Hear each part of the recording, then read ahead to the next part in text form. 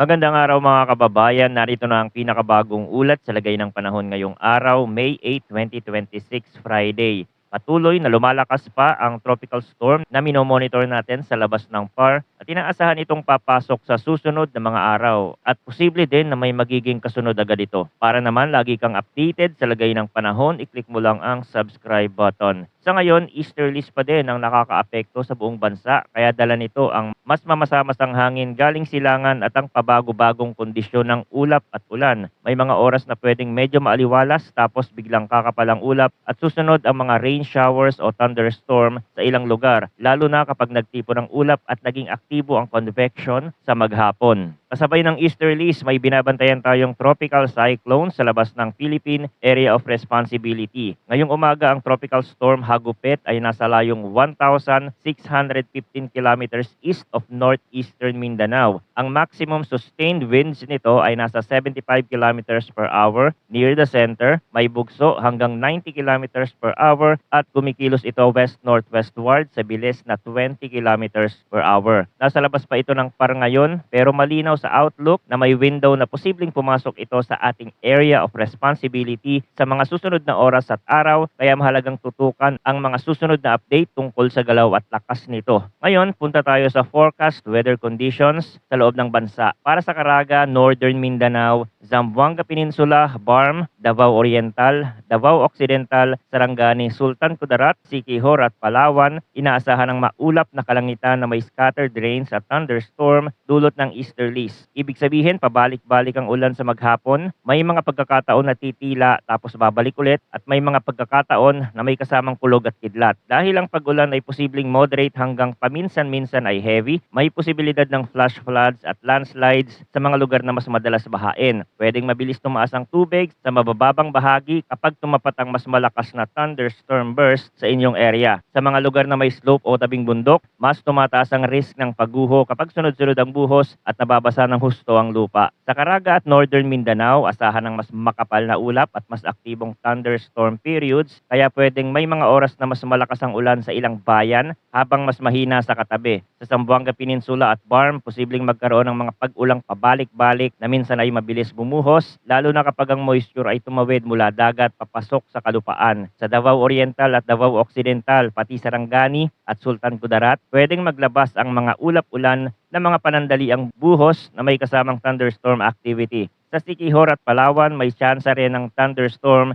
dahil sa dalang halumigmig ng easterlies, kaya pwedeng biglang umulan sa ilang bahagi kahit kanina ay maliwanag ang langit. Sa kabuuan, ang scattered ay nangangahulugan na hindi pare-pareho ang tama pero mas mataas ang tsansa ng pag-ulan kumpara sa mga lugar na isolated lang ang showers. Para naman sa Metro Manila at sa natitirang bahagi ng bansa, partly cloudy to cloudy skies ang inaasahan na may isolated rain showers o thunderstorm. Dulot pa rin ito ng easterlies. Sa Metro Manila, karaniwan na kahit panandalian lang ang malakas na ulan ay nakakapagpabigat ng daloy ng sasakyan at nakakapagdulot ng waterlogging sa ilang kalsada. Sa ibang bahagi ng bansa, ganun din ang pattern. May mga lugar na hindi uulan pero may iilang lugar na tatamaan ng bigla ang buhos lalo na sa hapon o gabi. Kung kailan madalas mas aktibo ang pagbuo ng thunderstorm sa ganitong uri ng weather setup. Dumako tayo sa hangin at kondisyon ng dagat para sa Northern Luzon. Light to moderate ang hangin na mula southeast to northeast at ang coastal waters ay slight to moderate na may taas ng alon mula 0.6 hanggang 1.8 meters. Para sa natitirang bahagi ng bansa, light to moderate ang hangin na mula east to northeast at ang coastal waters ay slight to moderate rin 0.6 hanggang 1.8 meters. Sa baseline, ito ay karaniwang manageable pero may mga baybayin na mas exposed sa open sea kung saan mas ramdam ang pag-alon. Kapag may thunderstorm sa malapit na karagatan, pwedeng magkaroon ng panandali ang mas malakas na bugso ng hangin at mas magalaw na alon kahit nasa slight to moderate ang forecast range. Kaya mahalaga ang pagbabantay sa pabago-bago ng ulap at hangin sa bandang dagat. Ngayon, tingnan natin ang general outlook para kay Hagupit sa forecast period. Inaasahang magpapatuloy si Hagupit na kumilos west-northwestward. May posibilidad na pumasok ito sa Philippine Area of Responsibility sa pagitan ng Saturday, May 9 evening at Sunday, May 10 morning. At kapag pumasok ito sa PAR, bibigyan ito ng local name na Kaloy. Sa loob ng susunod na 24 hours, inaasahang lalakas pa si Hagupit at maaaring maabot ang peak intensity nito bilang tropical storm.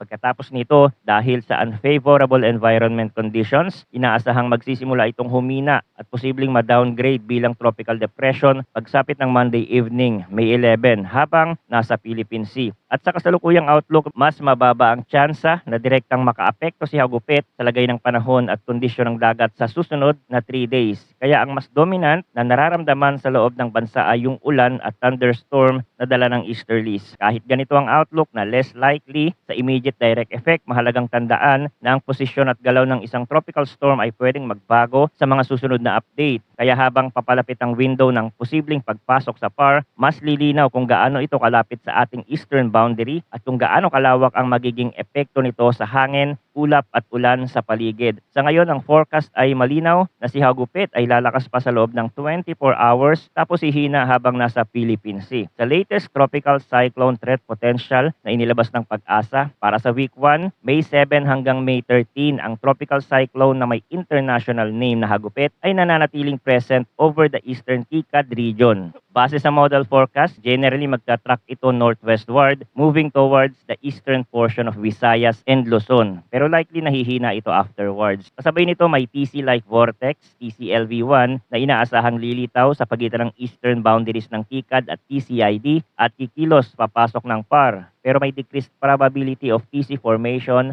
sa week 1. Ibig sabihin, bukod kay Hagupit na binabantayan, may isa pang disturbance na pwedeng lumitaw at pumasok sa PAR. Pero mas mababa ang tsansa na umabot ito sa ganap na tropical cyclone classification sa loob ng week 1 window batay sa bagong datos na lumabas. Para naman sa week 2, May 14 hanggang May 20, 2026, ang forecast ay nagsasabing ang TCLV1 ay likely nalilitaw sa eastern portion ng PAR na may low likelihood of TC development over week 2. So may signal ng posibleng sistema sa eastern side pero mababa pa ang confidence sa full development sa week 2. Kaya sa kabuuan ng threat potential, ang nakikita ay may patuloy na pagbabantay sa eastern side ng region, may mga posibleng vortices o disturbance na lilitaw. Pero sa kasalukuyang window, low to moderate ang confidence ng development, depende sa kung aling sistema ang pinag-uusapan. Sa ibang mga weather model, nakikita din ang paghina nito sa eastern part ng bansa, pero may mga senaryo na kahit mahinang sistema na ito ay posible pa din itong tumawid sa bansa, Visayas or Luzon area. Kung pagsasamahin ang lahat ng ito